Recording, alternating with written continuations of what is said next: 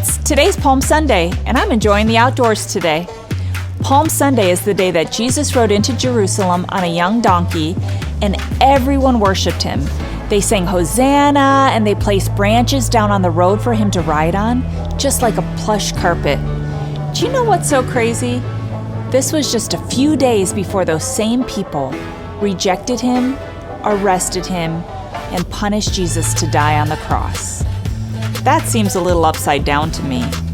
Even though they celebrated him, Jesus had humility, and humility is putting others first by giving up what you think you deserve.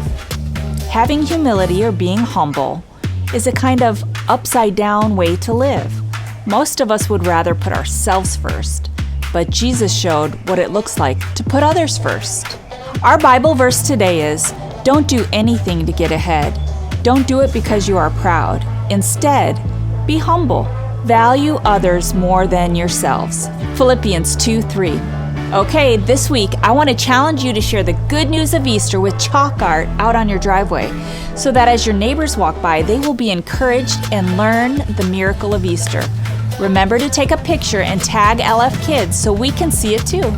All right, let's see what our Bible story says about humility.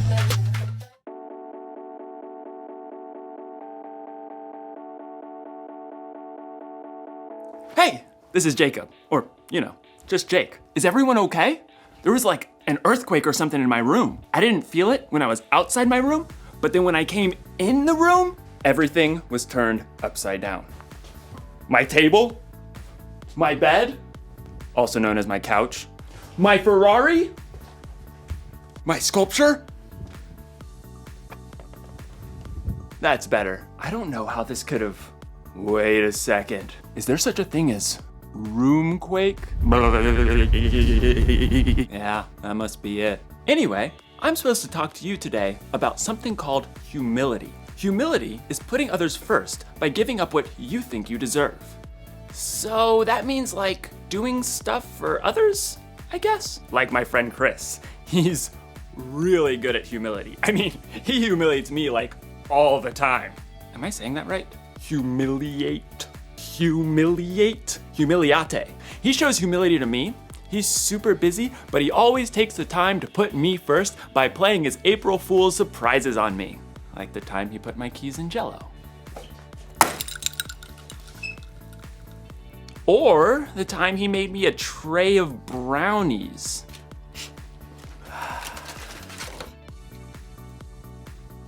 Brownies. And who can forget the old unscrew the top off the salt surprise? Chris is a funny guy. Hey, you know what I think? And this is just between you and me. Chris is the one who turned all my stuff upside down. It wasn't a roomquake after all. This must have taken a really long time. I mean, he turned all my stuff upside down. I do need to call my mom. This must have taken a lot of work. I'm not sure that it's fair that Chris keeps playing all these April Fool's month surprises on me, and I haven't even got him once. I don't deserve this. What I deserve is to get him back. Was that my toaster? The story today is about Jesus when he prayed in the garden while his friends couldn't even stay awake to keep watch. Jesus didn't deserve that. I wonder what he did about it. Stay tuned. I'm gonna come up with a way to turn the tables on Chris. Chris is gonna notice when he goes in his room the tables aren't the way he remembered them. I'm gonna get the revenge I deserve. I'm gonna get the revenge I deserve! Is what I'm trying to say. Yeah, okay. The Bible. It's 66 books of history, stories, letters, and poetry that fit together to form God's one big story. The epic adventure of how he created us and loves us so much that he made a way to rescue us. As we travel through the Bible, from Genesis to Revelation, we discover people who met God and found their lives changed forever. And now for an amazing story, inspired by the book of Matthew, chapter 26, verses 36 through 56. For months, the Jewish religious leaders had been plotting to silence Jesus. He called us pretenders, snakes! On the Sunday before Passover, Jesus entered Jerusalem to great cheers from the crowds. Blessed is the one who comes in the name of the Lord. But even as the crowd swarmed in to see what Jesus would do and say, one of Jesus' closest followers, Judas, went to the religious leaders with a very sneaky plan. What are you willing to give me if I deliver him over to you? How about a cool 30 pieces of silver? Jesus knew these plans, but he also knew that his mission was to face those who hated him and let them take him without defending himself. He prepared his closest friends for this during a Passover meal, and then afterwards led them out of the city toward the Mount of Olives. Judas had already left them. In a little while, you will no longer see me. Then after a little while, you will see me. I came from the Father and entered the world. Now I am leaving the world and going back to the Father. The air cooled as the evening darkened. This very night, you will all turn away because of me. Peter, the most outspoken of Jesus' friends, quickened his step and tightened his hand on the sword he was carrying. All the others may turn away because of you, but I never will. What I'm about to tell you is true. It will happen tonight. Before the rooster crows, you will say 3 times that you don't know me. I may have to die with you, but I will never say I don't know you. Me too. Same.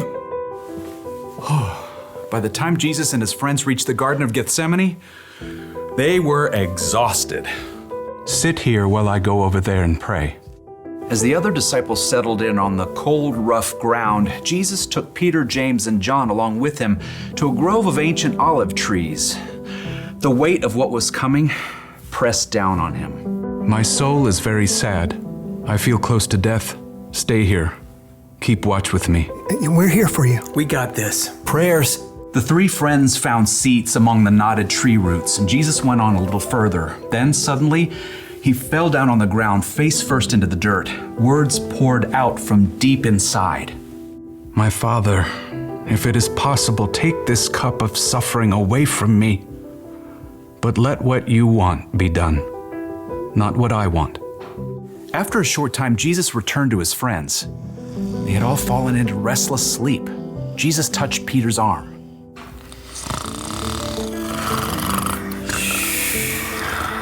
What? Huh?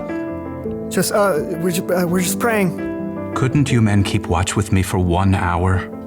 Watch and pray. Then you won't fall into sin when you are tempted. The spirit is willing, but the body is weak. We'll stay awake this time. Got you covered. Again, Jesus threw himself down to pray. His pain was so deep, blood and sweat beaded on his forehead. My Father, is it possible for this cup to be taken away? But if I must drink it, may what you want be done. Jesus returned to his friends once more, to find them still sleeping. The agony in his spirit forced Jesus to lay his heart out to God once more. He prayed the desperate words again, begging God to take away what was coming, and at the same time, revealing his complete trust in God's plan. Let what you want be done, not what I want. At last, Jesus knew the time had come. He returned to find Peter, James, and John buried deep in sleep. Beyond them, his other followers slept too. Are you still sleeping and resting? The disciples struggled through a fog of sleep, blinking and yawning. Below them, torchlight showed an angry mob climbing up the hill. The men were waving swords and clubs, shouting as they came. Look, the hour has come. The Son of Man is about to be handed over to sinners. Get up, let us go. Here comes the one who is handing me over to them. Jesus' friends staggered to their feet, and Peter clutched his sword.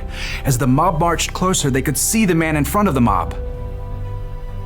It was their friend Judas. Judas? What are you doing? The mob had been sent by the Jewish religious leaders. Judas had already explained to them that he would greet Jesus with a kiss, so they would know exactly which man to arrest.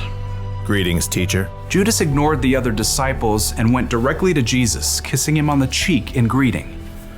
Jesus drew back and looked Judas directly in the face.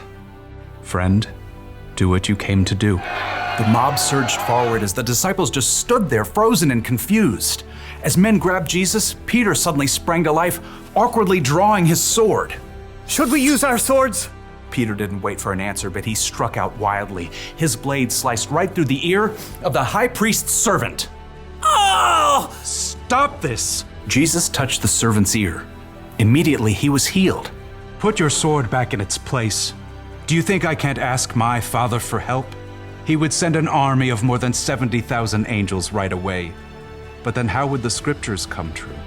They say it must happen in this way. Jesus turned back to the mob and the men who held him. They hovered there, uncertain, in the flickering light of their torches. Am I leading a band of armed men against you? Do you have to come out with swords and clubs to capture me? Every day I sat in the temple courtyard teaching, and you didn't arrest me. But all this has happened so that the words of the prophets would come true. No one could respond to Jesus. Instead, they arrested him and led him away. And his friends who said they'd be with him through anything ran away. Jesus made the choice that would bring life to everyone, but that would cost him everything.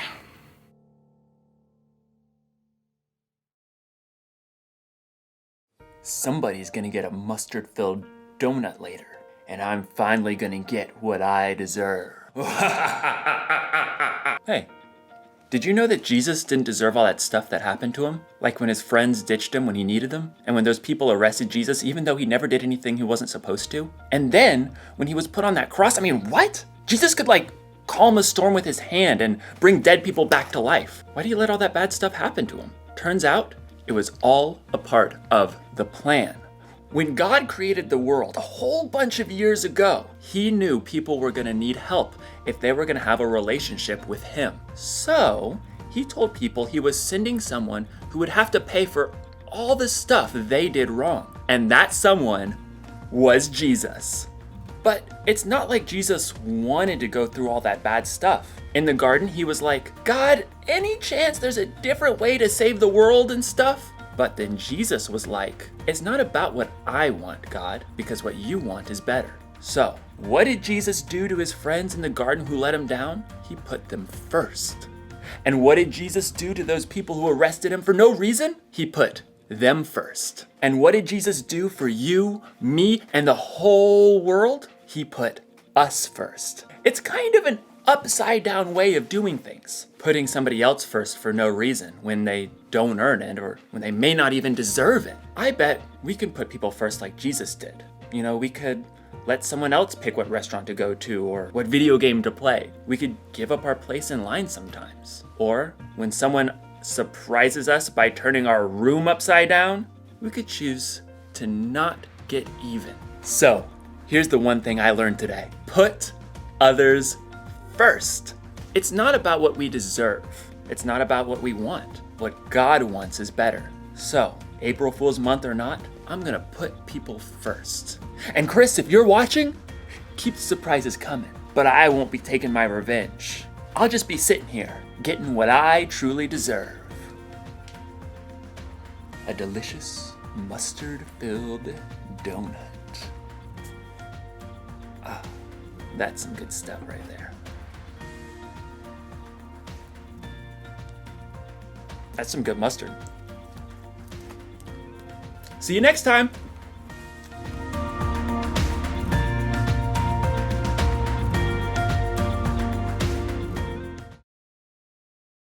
Wasn't that an awesome lesson today? We all want to be upside down. Okay, cannot wait to see you next week for Easter weekend. See you then.